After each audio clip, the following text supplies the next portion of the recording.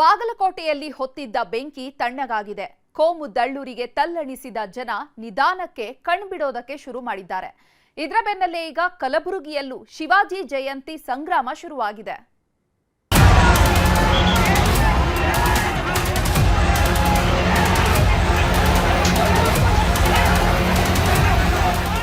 ಗಣೇಶನ ಮೆರವಣಿಗೆ ವೇಳೆ ಬೆಂಕಿ ಇಟ್ಟಿದ್ದಾಯ್ತು. ಹನುಮ ಸಂಕೀರ್ತನ ಯಾತ್ರೆಯಲ್ಲಿ ಹಂಗಾಮ ಸೃಷ್ಟಿಯಾಗಿದ್ದಾಯ್ತು. ಈಗ ಶಿವಾಜಿ ಜಯಂತಿ ವೇಳೆಯೂ ಬೆಂಕಿಯ ಕೆನ್ನಾಲಿಗೆ ಚಾಚಿಕೊಂಡಿದೆ.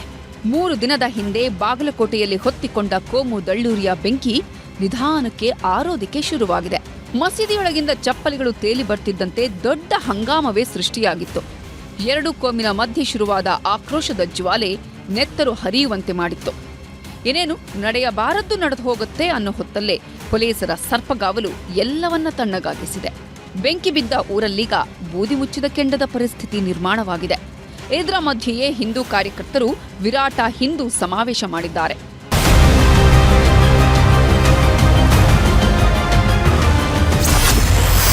ಶಿವಾಜಿ ಸಂಘರ್ಷದ ಮಧ್ಯೆ ವಿರಾಟ ಹಿಂದೂ ಸಮಾವೇಶ. ಕೊತ್ತಲೇಶ್ವರ ದೇವಸ್ಥಾನದ ಸುತ್ತ ಖಾಕಿ ಸರ್ಪಗಾವಲು. ಬಾಗಲಕೋಟೆಯಲ್ಲಿ ಹೊತ್ತಿದ ಕೋಮು ದ್ವೇಷದ ಕಿಡಿಗೆ ಇನ್ನೂ ತಣ್ಣೀರು ಬಿದ್ದಿಲ್ಲ. ಅಲ್ಲಲ್ಲಿ ಹೊಗೆ ಆಡ್ತಾನೇ ಇದೆ. ಮೊನ್ನೆ ರಾತ್ರಿ ಪಂಕಾ ಮಸೀದಿ ಬಳಿ ಶಿವಾಜಿ ಮೆರವಣಿಗೆ ಬರ್ತಿದ್ದಂತೆ ಕೆಲವು ಕಿಡಿಗೇಡಿಗಳು ಅಟ್ಟಹಾಸ ಮೆರೆದಿದ್ರು. ಕಲ್ಲಿನ ಜೊತೆಗೆ ಚಪ್ಪಲಿ ಬೀಸ್ತಿದ್ದಂತೆ ದೊಡ್ಡ ಯುದ್ಧವೇ ಶುರುವಾಗಿತ್ತು. ಆದರೆ ಪೊಲೀಸರ ಮಿಂಚಿನ ಕಾರ್ಯಾಚರಣೆಯಿಂದ ಹೊತ್ತಿದ ಜ್ವಾಲಾಮುಖಿ ಅರ್ಧದಲ್ಲೇ ಆರಿ ಹೋಗಿದೆ. ಸದ್ಯಕ್ಕೇನೋ ಪರಿಸ್ಥಿತಿ ಶಾಂತವಾಗಿದೆ. ಆದರೆ ಯಾವ ಕ್ಷಣದಲ್ಲಿ ಮತ್ತೇನಾಗುತ್ತೋ ಅನ್ನೋ ಆತಂಕ ಕಾಡ್ತಿದೆ. ಹೀಗಾಗಿಯೇ ಫೆಬ್ರವರಿ 24ರವರೆಗೆ ನಿಷೇಧಾಜ್ಞೆ ಜಾರಿಗೊಳಿಸಲಾಗಿದೆ.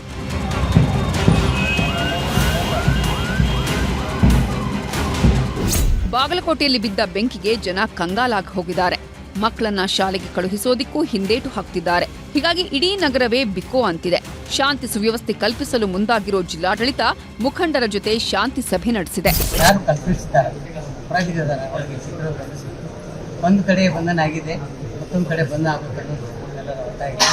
ಆ ಸಂದರ್ಭದಲ್ಲಿ ಪೊಲೀಸ್ ಇಲಾಖೆ ಅಲ್ಲಿ ಜಿಲ್ಲಾಧಿಕಾರಿಗಳು ಈ ಸಂದರ್ಭದಲ್ಲಿ ಸ್ಪಷ್ಟವಾದ ಮಾತನ್ನು ಹೇಳಿದ್ದಾರೆ.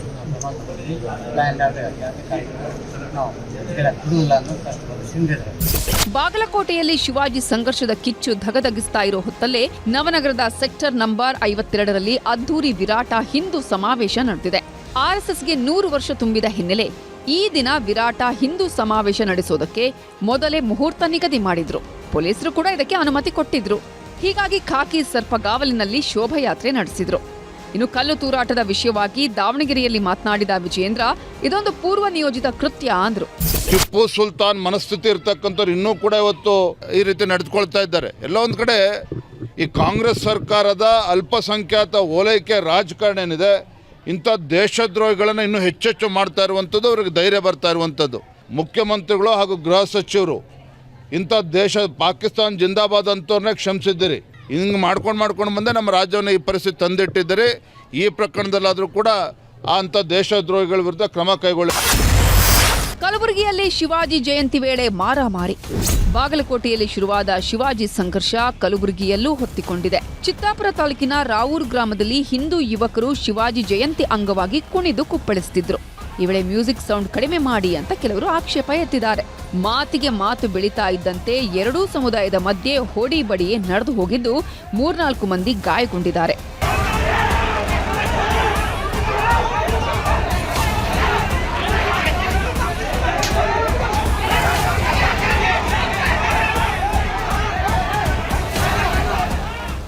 ಒಟ್ನಲ್ಲಿ ಕೋಮು ದಳ್ಳೂರಿಗೆ ಜನ ಕಂಗಾಲಾಗಿದ್ದು ಇದೆಲ್ಲಿಗೆ ಬಂದು ನಿಲ್ಲುತ್ತೋ ಕಾದು ನೋಡಬೇಕು.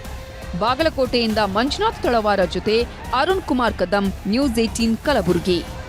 ಆ ಜೈಲಲ್ಲಿ ಹೇಳೋರಿಲ್ಲ ಕೇಳೋರಿಲ್ಲ. ಕೈದಿಗಳು ಆಡಿದ್ದೇ ಆಟ. ಗಾಂಜಾ ನಶೆ ಏರಿಸಿಕೊಂಡು ಬಿಂದಾಸ್ ಪಾರ್ಟಿ ಮಾಡ್ತಿದ್ದಾರೆ. ಕೊಲೆ ಸುಲಿಗೆ ಕೇಸಲ್ಲಿ ಒಳಗೆ ಬಂದವರಿಗೆ ರಾಜಾತಿಥ್ಯ ಸಿಗ್ತಿದೆ.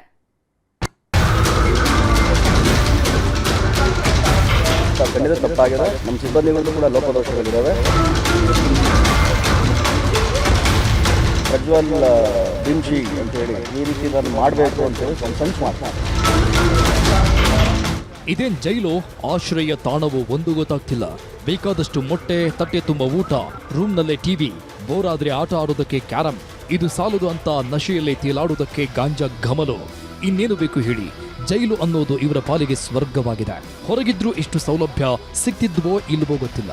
ಜೈಲಲ್ಲಿ ಇದ್ದುಕೊಂಡೇ ಬಿಂದಾಸ್ ಜೀವನ ನಡೆಸ್ತಾ ಇದ್ದಾರೆ. ಸೆರೆಮನೆಯ 4 ಗೋಡೆಯ ಮಧ್ಯೆ ಕೂತ್ಕೊಂಡು ಫುಲ್ ಮೋಜು ಮಸ್ತಿ ಮಾಡುತ್ತಿದ್ದಾರೆ.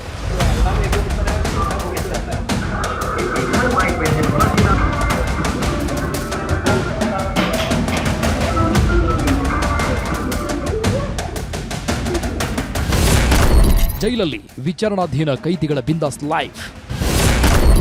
ಗುಂಡು ತುಂಡಿನ ಜೊತೆಗೆ ಗಾಂಜಾ ಘಮಲು ಬಲು ಜೋರು. ನಮ್ಮಲ್ಲಿರೋ ಜೈಲಿನ ವ್ಯವಸ್ಥೆ ಹೇಗಿದೆ ನೋಡಿ. ಕಾಸು ಕೊಟ್ರೆ ಸಾಕು ಅಂದ್ಕೊಂಡಿದ್ದು ಜೈಲಿಗೆ ಬಂದ್ಬೀಳ್ತಿದೆ. ಸೆರೆಮನೆಯೊಳಗೆ ಕೂತ್ಕೊಂಡವರೇ ಬಿಂದಾಸ್ ಲೈಫ್ ಲೀಡ್ ಮಾಡ್ತವ್ರೆ. ಜೈಲಲ್ಲೂ ಇಂಥ ಜೀವನ ಸಿಗುತ್ತೆ ಅಂದ್ರೆ ಯಾರು ತಾನೇ ತಲೆ ಒಡೆಯಲ್ಲ ಹೇಳಿ. ಕಾರಾಗೃಹ ಐಜಿಪಿ ಆಗಿರೋ ಅಲಕ್ ಕುಮಾರ್ ಕೆಲ ದಿನಗಳ ಹಿಂದಷ್ಟೇ ಹುಬ್ಬಳ್ಳಿಯ ಸಬ್ ಜೈಲಿಗೂ ಭೇಟಿ ಕೊಟ್ಟಿದ್ರು. ಜೈಲಿನ ವ್ಯವಸ್ಥೆ ಹೇಗಿದೆ ಅನ್ನೋದನ್ನ ತಾವೇ ಕಣ್ಣಾರೆ ನೋಡಿ ಹೋಗಿದ್ರು. ಇದರ ಬೆನ್ನಲ್ಲೇ ಈಗ ಜೈಲಲ್ಲಿರೋ ಕೈದಿಗಳ ಮೋಜು ಮಸ್ತಿಯ ವಿಡಿಯೋ ವೈರಲ್ ಆಗಿದೆ. ಜೈಲನ್ನೇ ರಿಸಾಲ್ಟ್ ಮಾಡಿಕೊಂಡವರ ಅಸಲಿ ಮುಖ ಅನಾವರಣವಾಗಿದೆ.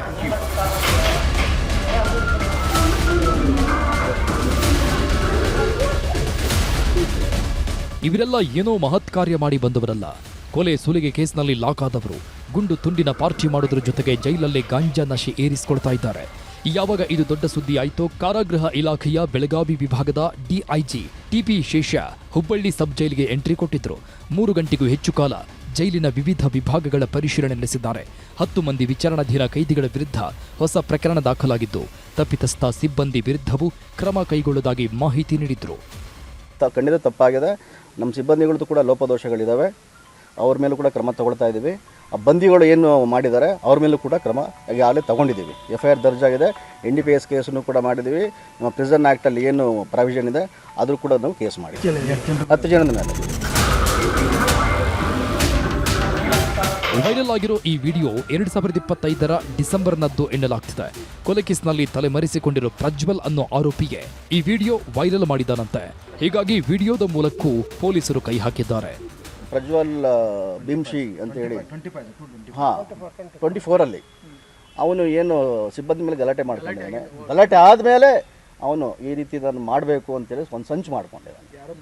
ಪ್ರಜ್ವಲ್ ಅವನೇ ವಿಡಿಯೋ ವೈರಲ್ ಮಾಡಿರೋದು. ಹೌದೌದು, ಅವನೇ ವಿಡಿಯೋ ವೈರಲ್ ಮಾಡಿರ್ಬೋದು ಅಂತ ಹೇಳಿ ನಮ್ಮ ಮೇಲ್ನೋಟಕ್ಕೆ ನಮ್ಗೆ ತಿಳಿದು ಬಂದಿದೆ. ಈಗ ನಮಗೆ ನೀವೆಲ್ಲ ಹೇಳಿದ ನಂತರ ನಾವೆಲ್ಲ ಪೂರ್ತಿ ವೆರಿಫೈ ಮಾಡಿದ್ದೀವಿ, ಕ್ರಾಸ್ ಚೆಕ್ ಮಾಡಿದ್ದೀವಿ, ನಮ್ಮ ಸಿಬ್ಬಂದಿಗಳನ್ನ ಕೇಳಿದ್ದೀವಿ, ಮತ್ತು ಬಂದಿಗಳನ್ನವ್ರು ಯಾರು ಇದ್ರಲ್ಲ ಅವ್ರನ್ನೂ ಕೂಡ ಕೇಳಿದ್ವಿ ನಾವು. So ಅದಾಗಿರೋದು December. ಜೈಲು ಅಂದ್ರೆ ಕೈದಿಗಳ ಮನಪರಿವರ್ತನಾ ಕೇಂದ್ರ ಅಂತಾರೆ. ಆದರೆ ಈಗೀಗ ಜೈಲು ಅನ್ನೋದು ಕೈದಿಗಳ ಪಾಲಿನ ಸ್ವರ್ಗವಾಗಿ ಮಾರ್ಪಡ್ತಿವೆ. ಹೀಗಾಗಿ ಕೈದಿಗಳ ಹುಟ್ಟಡಗಿಸಬೇಕು ಅಂದ್ರೆ ಪ್ರತಿ ಜೈಲಿನಲ್ಲೂ ಕಟ್ಟುನಿಟ್ಟಿನ ಕ್ರಮ ಕೈಗೊಳ್ಳಬೇಕಿದೆ. ಶಿವರಾಮ್ ಅಸುಂಡಿ, ನ್ಯೂಸ್ 18 ಹುಬ್ಬಳ್ಳಿ. ಅವರಿಬ್ರು ಮದುವೆಯಾಗಿ ಕೆಲವೇ ದಿನ ಆಗಿತ್ತಷ್ಟೇ. ಹೀಗಾಗಿ ಗಂಡ ಹೆಂಡತಿ ಊರ ದೇವರ ದರ್ಶನಕ್ಕೆ ಹೋಗಿದ್ದಾರೆ. ಇದನ್ನ ನೋಡಿದ ಗ್ರಾಮಸ್ಥನೊಬ್ಬ ತನ್ನ ಮೈ ಮೇಲೆ ದೇವರು ಬಂದಂತೆ ನಾಟಕ ಆಡಿ ದೇಗುಲದಿಂದ ಹೊರಹಾಕಿದ್ದಾನೆ.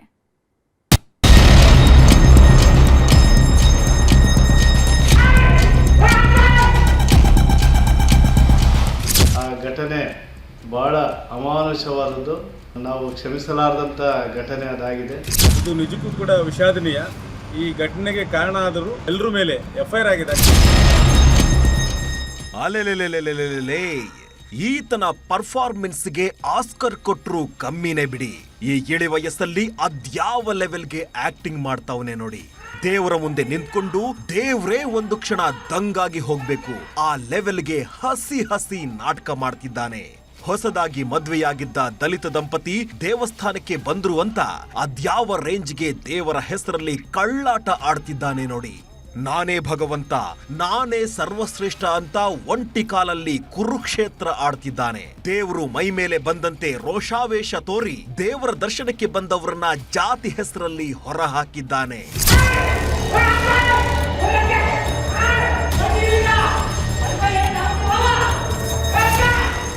ರಾಜ್ಯದಲ್ಲಿ ದಲಿತ ಸಿಎಂ ಆಗ್ಬೇಕು ಅನ್ನೋ ಕೂಗು ಕೇಳಿಸ್ತಿದೆ. ದಲಿತ ನಾಯಕರ ಲಿಸ್ಟ್ ನಲ್ಲಿ ಗೃಹ ಸಚಿವ ಪರಮೇಶ್ವರ್ ಮುಂಚೂಣಿಯಲ್ಲಿ ನಿಂತಿದ್ದಾರೆ. ಆದ್ರೆ ಇವರ ಕ್ಷೇತ್ರದಲ್ಲೇ ಜಾತಿ ವ್ಯವಸ್ಥೆಯ ಕ್ರೂರತೆ ತಾಂಡವವಾಡ್ತಿದೆ. ದಲಿತರು ಅನ್ನೋ ಕಾರಣಕ್ಕೆ ದೇವರ ದರ್ಶನಕ್ಕೆ ಬಂದವರನ್ನ ದೇಗುಲದ ಮುಂಭಾಗದಿಂದಲೇ ಹೊರ ಹಾಕಿದ್ದಾರೆ.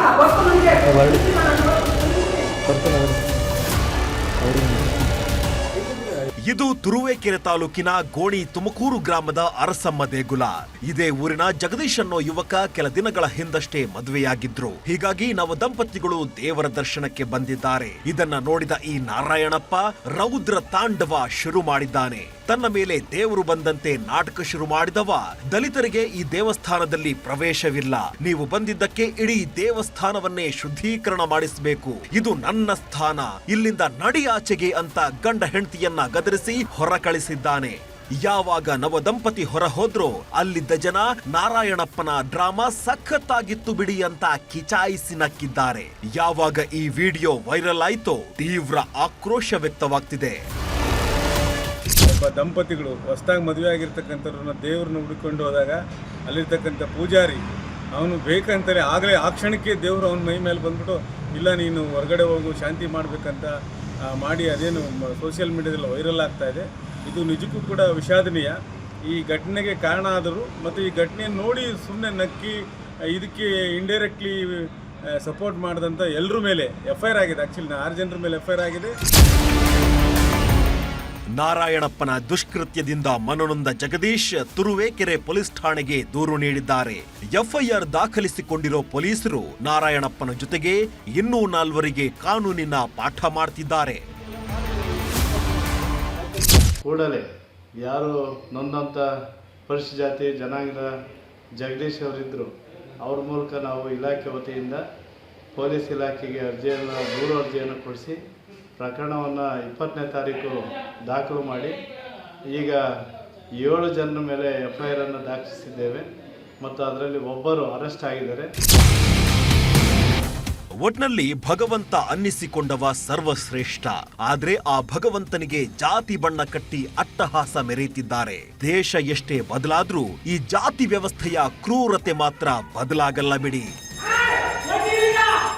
ವಿಠಲ್, ನ್ಯೂಸ್ 18 ತುಮಕೂರು. ಆ ಊರಿನ ಜನರಿಗೆ ಬೆಳಗಾದ್ರೆ ಸಾಕು ನರಕ ದರ್ಶನವಾಗೋದಕ್ಕೆ ಶುರುವಾಗುತ್ತೆ.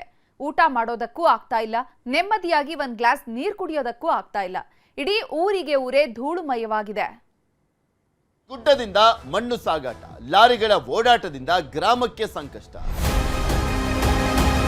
ಧೂಳಿದಂತ ಎಷ್ಟು ತ್ರಾಸ ಆಲೈತಂದ್ರೆ ಬೆಳಿಗಳಿಗೆ ತ್ರಾಸ, ಮಕ್ಕಳಿಗೆ ತ್ರಾಸ, ಸಾಲಿ ಹೋಗ್ಲಕ್ಕ ಹುಡುಗರಿಗೆ ತ್ರಾಸ.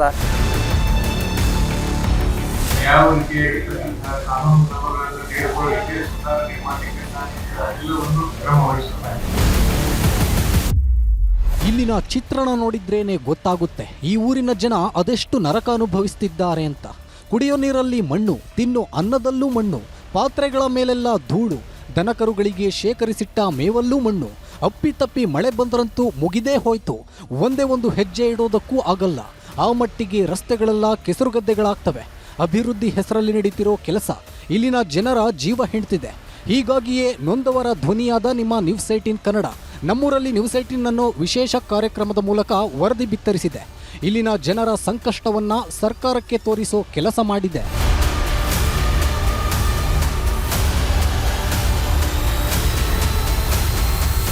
ಇದು ಬೆಳಗಾವಿ ಜಿಲ್ಲೆಯ ಕಾಗವಾಡ ತಾಲೂಕಿನ ಶೇಡಬಾಳ ಗ್ರಾಮದ ದೊಡ್ಡಮಡಿ ತೋಟದ ವಸತಿ ಪ್ರದೇಶ. ನೆಮ್ಮದಿಯಾಗಿ ಊಟ ಮಾಡೋದಕ್ಕೆ ಆಗ್ತಿಲ್ಲ, ನೀರು ಕುಡಿಯೋದಕ್ಕೂ ಮನಸ್ಸು ಬರ್ತಿಲ್ಲ. ಮೈಗೆ ಹಾಕೋ ಈ ಬಟ್ಟೆಗಳು ಕೂಡ ಇಟ್ಟಲ್ಲೇ ಧೂಳು ನಿಂತಿವೆ. ಒಂದೇ ಒಂದು ಗಂಟೆ ಬಿಟ್ಟರೆ ಸಾಕು ಇಡೀ ಏರಿಯಾನೇ ಧೂಳುಮಯವಾಗುತ್ತೆ. ಇದಕ್ಕೆ ಕಾರಣ ಆಗಿರೋದೇ ಗುಡ್ಡವನ್ನ ಅಗೆಯುತ್ತಿರೋದು. ಕಳೆದೊಂದು ವರ್ಷದಿಂದ ಅಭಿವೃದ್ಧಿ ಹೆಸರಲ್ಲಿ ಇಲ್ಲಿನ ಗುಡ್ಡದ ಪ್ರದೇಶವನ್ನ ಸಮತಟ್ಟು ಮಾಡ್ತಿದ್ದಾರೆ. ಗುಡ್ಡದ ಪ್ರದೇಶವನ್ನ ಅಗೆದು ಸಮತಟ್ಟಾದ ಗದ್ದೆಗಳ ನಿರ್ಮಾಣ ಮಾಡ್ತಿದ್ದಾರೆ. ಯೋಜನೆಯೇನೋ ಒಳ್ಳೆಯದು, ಆದರೆ ಇಲ್ಲಿರೋ 200 ಕುಟುಂಬಗಳಿಗೆ ಶಾಪವಾಗಿ ಕಾಡ್ತಿದೆ. ಮಣ್ಣು ಕಲ್ಲು ಸಾಗಿಸಲು ನಿತ್ಯವೂ 100 ಲಾರಿಗಳು ಓಡಾಡ್ತಿರೋದ್ರಿಂದ ಇಡೀ ಊರೇ ಧೂಳುಮಯವಾಗಿದೆ. ಧೂಳ ಭಾಳ ಆಕೈತ್ರಿ, ಹುಡುಗರು ಸಾಲಿ ಹೋಗಕ್ಕೆ ಎಲ್ಲಾ ಪ್ರಾಬ್ಲಮ್ ಬರ್ಕೈತ್ರಿ. ಮತ್ತ ವಾಹನಗಳು ಹೋಗಲ್ರಿ, ಎಲ್ಲಾ ಭಾಂಡೆ ಮ್ಯಾಗ ಇದ್ರ ಮ್ಯಾಗ ಅಲ್ಲಿ ಧೂಳ ರೀ. ಒಟ್ಟ ಸಾರ್ಕಿ ರಾತ್ರಿ ಬಿ ನಿದ್ದಿ ಹತ್ಬರ್ ಹಂಗ ಡಂಪರ್ಗಳು ಹೋಗ್ತಾವ್ರಿ ಬೆಳತಕ್ ಸತ್ತಕ್ರಿ. ಅಡಿಗೆ ಮಾಡ್ತಿರ್ತೇವ್ರಿ, ಹಂಗ ಡಂಪರ್ಗಳು ನೀರ್ ಹೊಡೆದ್ರೆ ಚಲೂರು ಹೊಡ್ಲಾದ್ರೆ ಎಲ್ಲ ಒಳಗ ಧೂಳ ಬರ್ತೈತ್ರಿ. ನ್ಯೂಸ್ 18 ವರದಿ ಎಫೆಕ್ಟ್. ಓಡೋಡಿ ಬಂದ್ರು ಆಫೀಸರ್. ಧೂಳು ಅನ್ನೋದು ಇಲ್ಲಿನ ಜನರನ್ನ ಹಿಂಡಿ ಹಿಪ್ಪೆ ಮಾಡ್ತಿದೆ. ಆದ್ರೂ ಯಾರೊಬ್ಬರೂ ಈ ಕಡೆ ಕಣ್ಣೆತ್ತಿ ನೋಡ್ತಿರ್ಲಿಲ್ಲ. ಶಾಸಕ ರಾಜು ಕಾಗೆ ಗಮನಕ್ಕೆ ತಂದರೂ ಪ್ರಯೋಜನವಾಗಿರಲಿಲ್ಲ. ಹೀಗಾಗಿಯೇ ನಮ್ಮೂರಲ್ಲಿ ನ್ಯೂಸ್ 18 ಕಾರ್ಯಕ್ರಮದ ಮೂಲಕ ಇಲ್ಲಿನ ಸಮಸ್ಯೆಯನ್ನ ಎಳೆ ಎಳೆಯಾಗಿ ಬಿಚ್ಚಿಡೋ ಕೆಲಸವನ್ನ ಮಾಡಲಾಗಿತ್ತು. ಯಾವಾಗ ವರದಿ ಪ್ರಸಾರ ಆಯಿತೋ ಅಧಿಕಾರಿಗಳು ಎಚ್ಚೆತ್ತಿದ್ದಾರೆ. ಸ್ಥಳಕ್ಕೆ ಭೇಟಿ ನೀಡಿ ಜನರ ಸಮಸ್ಯೆಗೆ ಪರಿಹಾರ ಕಲ್ಪಿಸೋ ಅಭಯ ನೀಡಿದ್ದಾರೆ. ಸಂಬಂಧಪಟ್ಟಿರ್ತಕ್ಕಂಥ ಇರ್ತಕ್ಕಂತಹ ಗಣಿ ಮತ್ತು ಭೂ ವಿಜ್ಞಾನ ಇಲಾಖೆ ಅವರಿಗೆ ಮಾಹಿತಿಯನ್ನ ನೀಡಿ ಅವರು ಕೂಡ ಬಂದು ಸ್ಥಳ ಪರಿಶೀಲನೆ ಮಾಡಿ ಮಾಹಿತಿಯನ್ನ ತೆಗೆದುಕೊಂಡು ಹೋಗಿದ್ದಾರೆ. ವರದಿಯನ್ನ ನೀಡಿದ ನಂತರ ಕ್ರಮವನ್ನ ತೆಗೆದುಕೊಳ್ಳಲಾಗಿದೆ. ರೈತರ ಜಮೀನುಗಳ ಸುಧಾರಣೆ ಆಗ್ತಿರೋದು ನಿಜ. ಇದರ ಬೆನ್ನಲ್ಲೇ ಸಮಸ್ಯೆಗಳು ತಲೆದೂರ್ತಿರೋದು ಸಹ ಅಷ್ಟೇ ಸತ್ಯ. ಹೀಗಾಗಿ ಸಮಸ್ಯೆಗೆ ಆದಷ್ಟು ಬೇಗ ಮುಕ್ತಿ ಕಾಣಿಸೋ ಕೆಲಸ ಆಗಬೇಕಿದೆ. ಲೋಹಿತ್ ಶಿರೋಳ, ನ್ಯೂಸ್ 18 ಚಿಕ್ಕೋಡಿ.